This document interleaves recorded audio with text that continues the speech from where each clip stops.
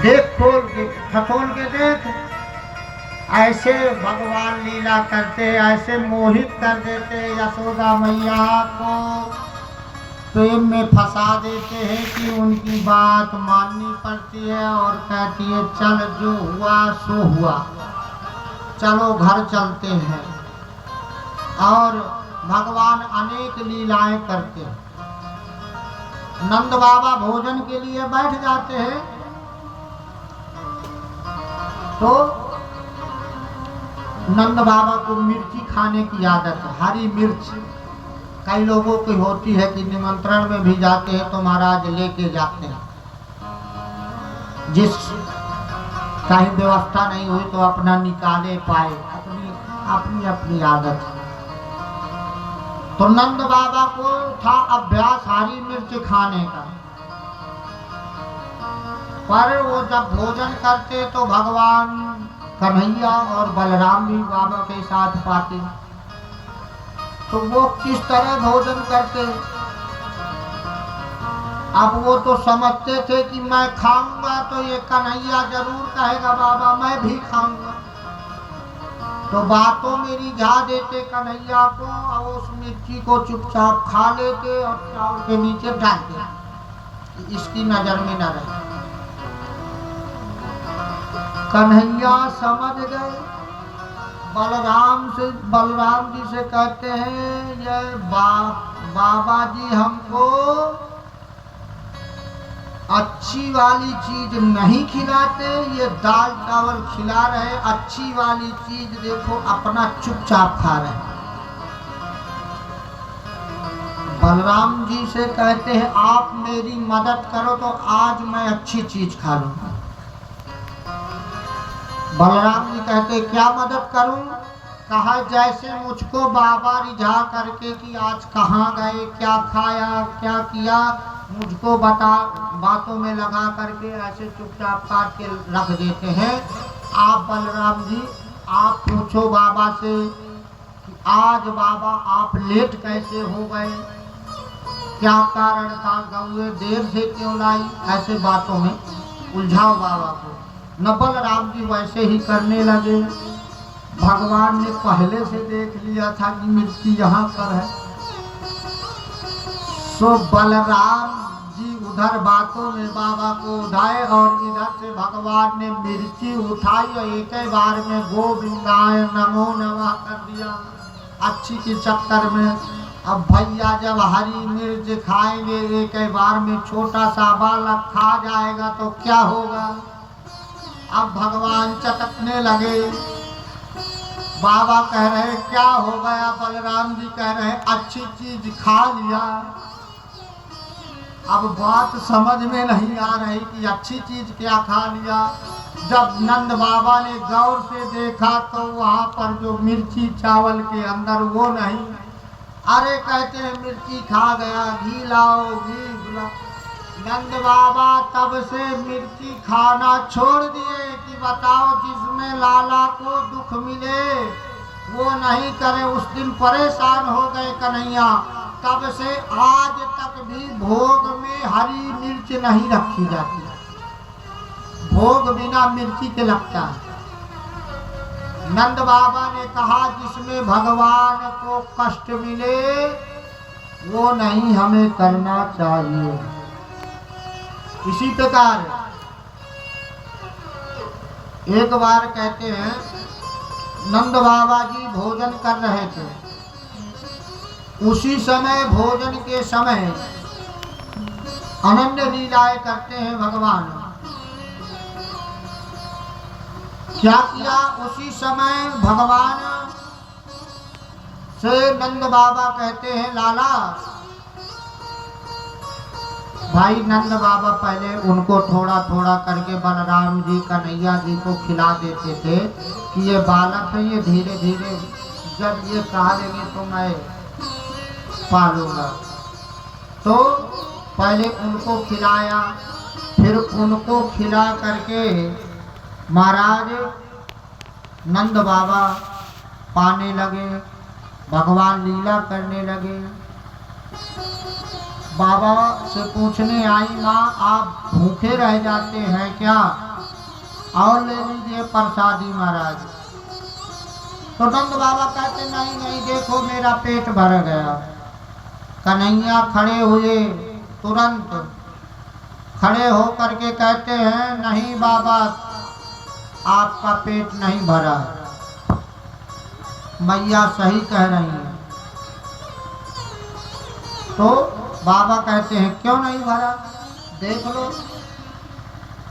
कन्हैया कहते हैं खाली है। नंद बाबा कहते हैं नहीं खाली है। अपनी बात जिंदा करने के लिए कृष्ण भगवान ने दाल चावल उठाया मिला करके, और ये नाभि की जगह ये थोड़ा ये खाली पोर्शन होता है वहां पर लिया और चिपका दिया। ये कहाँ बराबर था नंद बाबा जी। अरे कहते हैं इसको बताओ ये लाला कितनी लीलाएं करता है, कितना नटखट है, बताओ। ऊपर से चावल, ये सब अनेक लीलाएं भगवान करते हैं। नंद बाबा को, माँ यशोदा को आनंद प्रदान करते हैं। और भगवान अनेक लीलाएं करते हैं, और अनेक लीलाओं के साथ में अब माखन चोरी का भी अभ्यास करना है। तो इसलिए पूर्व में कहते हैं एक दिन मैया से रूठ गए, मैया मैं चंद्र खिलौना नहीं। माता जी समझा रही हैं, बातों में लगा रही हैं, कहानी सुना रही हैं कि रात में बताओ ये चंदा माखन की लोंदी नहीं है, अगर है तो उसमें काला काला जो धब्बा दिख रहा है वो विष है, उसको खाने से आपका भला नहीं होगा, आप सो जाइए। और चंदा मामा ये खाने वाली वस्तु नहीं है। पर कहते मैं ऐसे तो मानूंगा नहीं। मैया खूब बहाने बना रही हैं, तब कह रहे हैं कहते हैं मैया यशोदा से कहने लगे अच्छा तो फिर कहानी सुनाने लगी यशोदा मैया कि किसी तरह सो जाए बालक। जब बालक ज़्यादा परेशान करता है माताओं को, तो माताएं अनेक कहानियाँ सुना करके उसको और प्रेम से सुला देती हैं। इसी प्रकार माँ यशोदा कहानियाँ सुना रही हैं लाला को, और कह रही हैं कि अरे लाला इस चंदा के चक्कर में मत पड़, पढ़ो लिखो, पढ़ लिख के आगे बढ़ो, आगे बढ़ के अच्छी शादी विवाह होगी। तो कहा भगवान ने कहा शादी विवाह में क्या होता है कि कहते हैं दुल्हन आती है, तो कहते हैं अब मैं मैया दुल्हनिया बनी हूँ। जैसे दुल्हन को सुना भगवान दुल्हन के लिए रूठ गए, वैसे कहते हैं यशोदा मैया फिर बहाना बना रही हैं कि ये कैसा लाला है। तो उन्होंने कहा कि अच्छा तो कैसी दुल्हनिया लोगे। तो कहते हैं मैं इतनी छोटी सी दुल्हनिया लूँगा जो उसको मैं जेब में रख करके और बछड़ों को चराने के लिए जा सकूँ, इतनी सी मुझे दुल्हनिया चाहिए। तभी यशोदा मैया समझ जाती हैं कि इसको गुड्डी चाहिए, तो कपड़े की बना करके भगवान को दे देती हैं, उसी को ले करके भगवान सो जाते हैं। अनेक भगवान आनंद देते हैं। और अब थोड़ी बड़े हुए भगवान गोकुल में माखन चोरी की लीला प्रारंभ करनी है, तो अपने गोप मंडली को बुलाते हैं और कहते हैं इस मंडली का नाम होगा गोप प्रचार प्रसार मंडल, चौर प्रसार प्रसार मंडल होगा। तो और इसमें सभी को काम करना है। मधुमंगल कह रहा है, अरे कहे भैया चोरी का गुण सिखा रहे, कौन सी कमी है, 9 लाख गन्ने हैं आपके पिताजी के, आप ऐसी बातें क्यों करते हो? तो कहते हैं जो चोरी के माल में आनंद है वो उसमें नहीं है। भगवान क्यों करना चाहते हैं ये चोरी, और क्यों करते हैं कि उधर ये सब माखन और दूध लेकर के गोकुल वाले जा करके मथुरा में कंस के यहाँ दे आते हैं, बेच आते हैं। तो सोचते हैं भगवान उधर बलवान हो रहे हैं हमारा शत्रु दल, और इधर कमजोर हो रहे हैं, तो मैं अगर ये माखन और दूध वहाँ नहीं जाने दूंगा, यहाँ के लोग खाएंगे तो यहाँ के बलवान होंगे और उधर के कमजोर होंगे। इसलिए भगवान कहते हैं माखन चोरी की लीला प्रारंभ किया।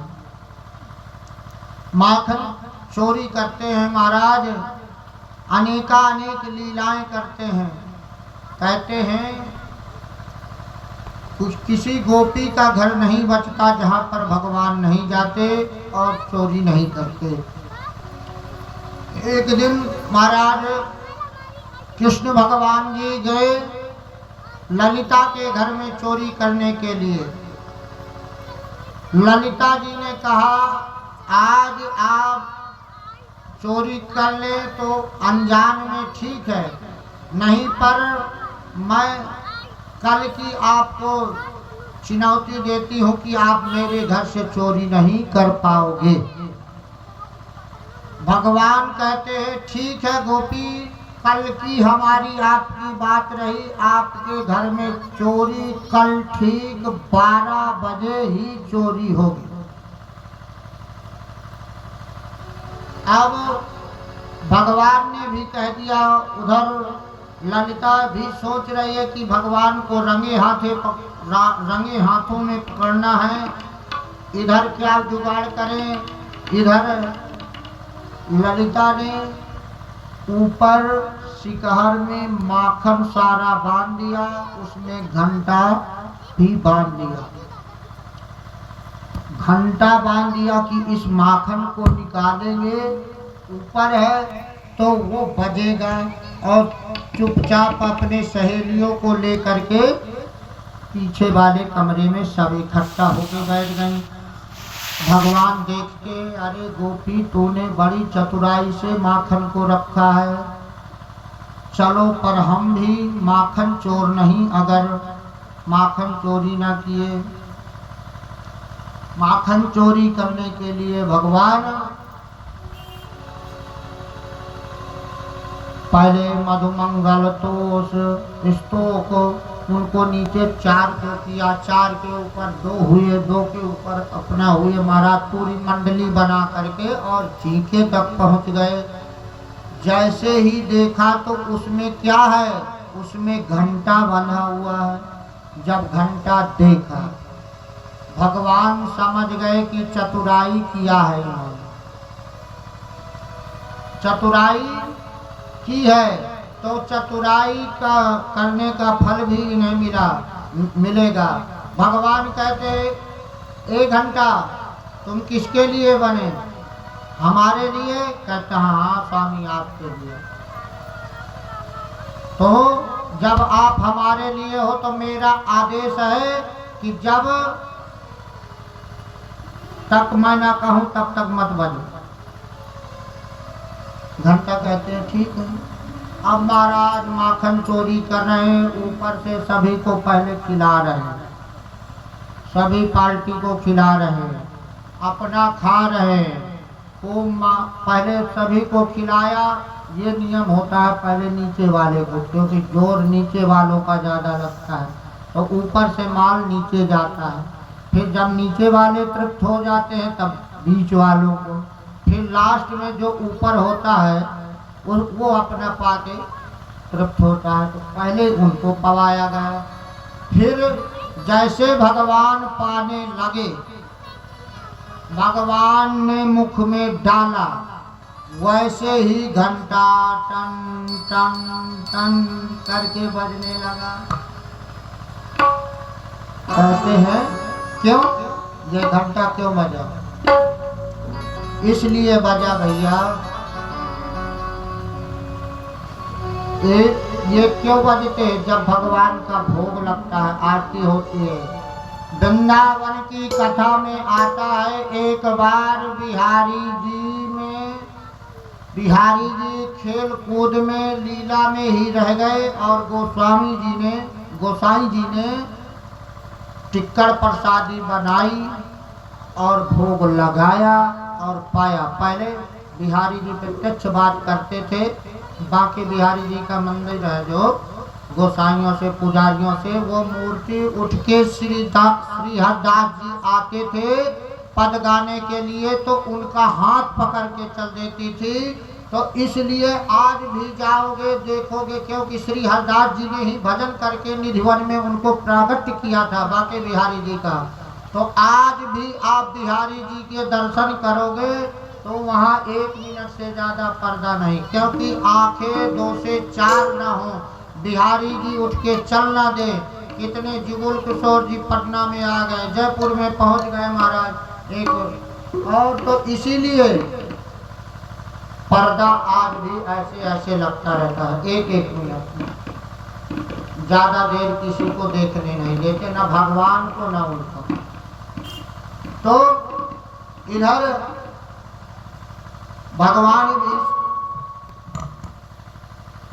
भगवान की लीलाओं का आनंद ले रहे हैं। कहाँ पर चल रही थी कथा बताइए? माखन चोरी की लीला में भगवान खाए हैं तो घंटा बजा है, घंटा की कथा चल रही थी। घंटा तो हम बता रहे थे, गोस्वामी जी ने भोग लगाया, टिक्कड़ बनाते थे, वही लगाते थे, वही पाते थे। पर भगवान खेल कूद में ही सखाओं के बीच में रहे आए, भोजन के समय नहीं आ पाए। फिर आके गोसाई जी से कहते हैं, महाराज मुझे भूख लगी है। कहते भूख लगी है? क्यों भूख लगी है? तो मैंने तो भोग लगा दिया। गोसाई जी ने कहा, मैं टिक्कड़ बनाया, भोग लगाया, फिर मैंने भोग पाया। अब मेरे समर्थ नहीं है कि मैं दोबारा से तुम्हारे लिए टिक्कड़ बनाऊं। जो बात साफ है। तो भगवान कहते हैं, महाराज मुझे 24 घंटे भूखे रहना पड़ेगा? नहीं। गोसाई जी कहते हैं रहना पड़ेगा, पर आप कल से ऐसी गलती मत करना, जब मैं भोग लगाऊं तब आके प्रसाद पाना। तो भगवान कहते हैं, मैं समझूंगा कैसे, जैसे खेल कूद में भूल जाता हूँ। तो कहते हैं महाराज, भगवान कहते हैं ये गरुड़ भगवान हैं। गरुड़ वाद्य से बेदक ध्वनि निकलती है। गरुड़ भगवान के जब चलते हैं पंखों से बेदक ध्वनि निकलती है। वैसे ये घंटी को वादन करने से आपको वेद मंत्र नहीं आता, आप बजाते हुए आरती कर रहे हैं या पूजा कर रहे हैं तो वही फल होता है जो वेद ध्वनि बोल करके फल मिलता है, वही घंटी बजाने मात्र से मिल जाता है। तो कहा महाराज, भगवान ने कहा कि आप जब भी भोग लगाया करना, ये घंटी बजा दिया करना। मैं जहाँ भी हूँगा मैं दौड़ा चला आऊँगा कि मेरे भोग का समय हो गया। तो आज भी वही प्रक्रिया चली आती है कि घंटी पहले एक बार बजाई जाती है, जब घुमाया जाता है, आओ प्रभु पाओ प्रसाद, तो घंटी को सुन करके प्रभु जहाँ होते हैं दौड़े आओ। इसी प्रकार घंटा से भगवान, जब घंटा बज गया उधर ललिता सखी ने सुना। ललिता दौड़ी दौड़ी आई कि आज इसे रंगे हाथों पकड़ूंगी। दौड़ करके आई, अब नीचे वाले स्तोक संतोष मधुमंगल देखा कि छड़ी लिए चली आ रही है सारी गोपियां, तो नीचे वाले महाराज दौड़ लगा दिया। अब वो महाराज पकड़े लटके हैं भगवान कन्हैया। अब लटके रह गए। अब सोच रहे हैं अब कौन बचाए। ललिता कहती है पहले इनको निकालिए, भगवान माखन चोर को इधर से निकालिए। फिर तो कहते हैं ललिता सखी से थोड़ा रुक जाओ, मैं आप जो अपराध किया हूँ आप जो कहेंगी मैं करूँगा, पर थोड़ी से मुझे इससे घंटे से बात करनी है। कहते हैं क्या? कहते घंटे से मुझे बात करनी है। घंटे से? कहते क्यों घंटा? मैंने तुझे कहा था कि जब मैं कहूँ तब बजना, तुम क्यों बजे? तो घंटा कहता महाराज तुमने मुझे बनाया क्यों?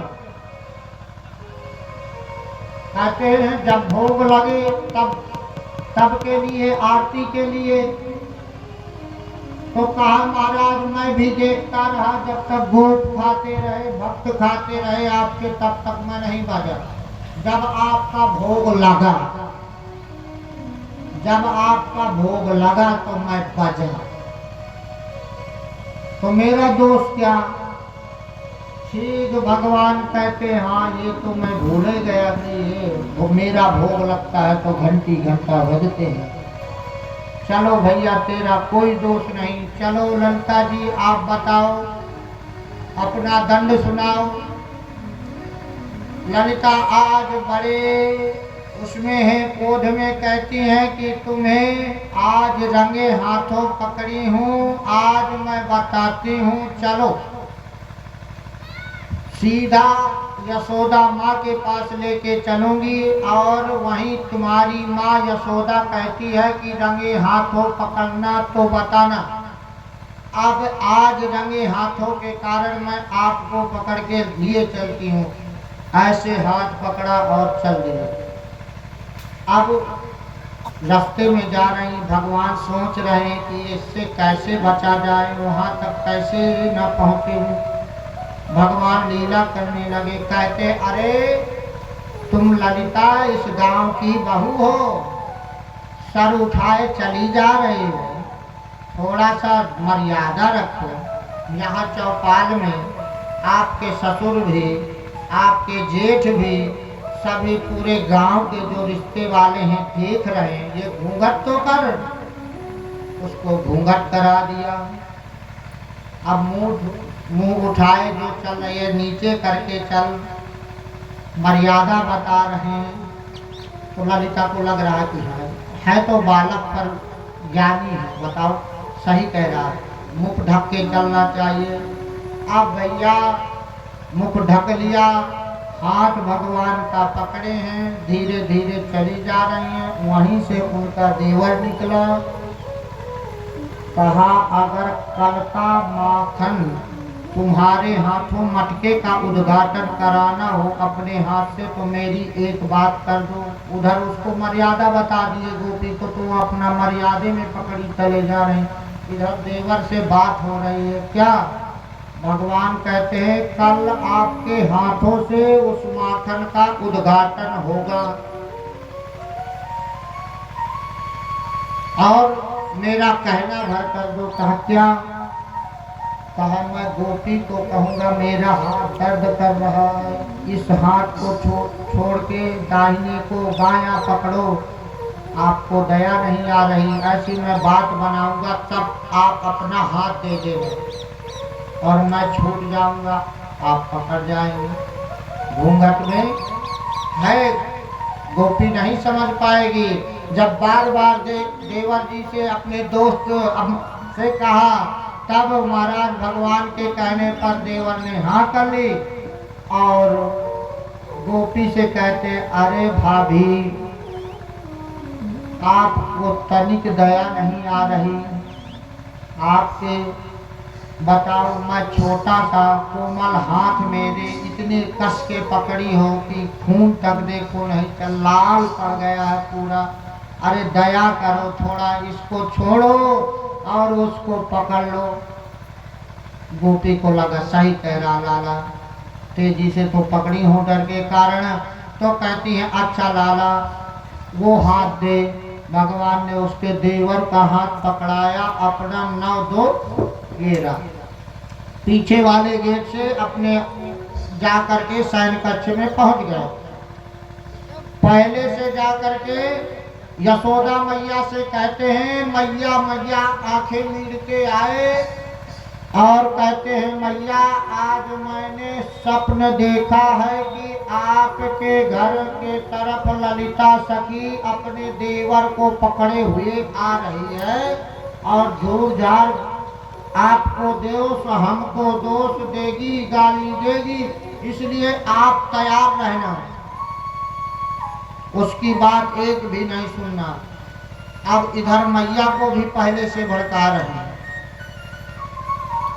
पूरी। अब उनकी तो जानकारी है। अब मैं तो सो रहा था मैया, मैं फिर जा रहा हूँ सोने, मैंने ये स्वप्न देखा तो बताने के लिए आ गया। अब फिर जाके लेट गए महाराज। अब वो थोड़ी देर बाद वैसा ही हुआ जैसा भगवान ने कहा था। बड़ी जो जोर से चिल्लाती हुई चिल्लाती हुई वो आई महारानी। ललिता देवी कहती अरे यशोदा माँ, यशोदा यशोदा, आज मैं आपके लाला को रंगे हाथों पकड़ के लाई हूँ। तुम कहती थी कि मेरा लाला चोरी नहीं करता, आज देख लो मैं कैसे पकड़ के लाई हूँ। आप पूछ लो, निकलो बाहर। अपने बालक की शिकायत नहीं लेती थी, लीजिए अपने बालक का उलहना। बड़ी तेजी से आंगन नीचे से खड़े होके चिल्ला रही है। अटारियों से नंदरानी आती है यशोदा मैया, कहती अरे क्यों गला फाड़ रही है उतनी देर से? अरे कहते आपके लाला को मैं आज पकड़ के लाई हूँ, मेरे घर में माखन चुराया हूँ। अरे यशोदा मैया कहती हैं गला मत फाड़, पहले आंख खोल के देख कि मेरा लाला है कि आपका देवर है। मेरा लाला सो रहा है। जैसे घूंघट उठा के देखती हैं तो वहाँ कन्हैया नहीं, कन्हैया जी के जगह उन्हीं का देवर खड़ा है। अब वो शर्म के कारण एक टमाटर देवर जी को देती है, कहते ये कैसे हो गया। अब जो उलहना देने के लिए अपनी बात जताने के लिए आई थी, आज उनकी बात हार गई। यशोदा मैया के सामने नीचा देखना पड़ा।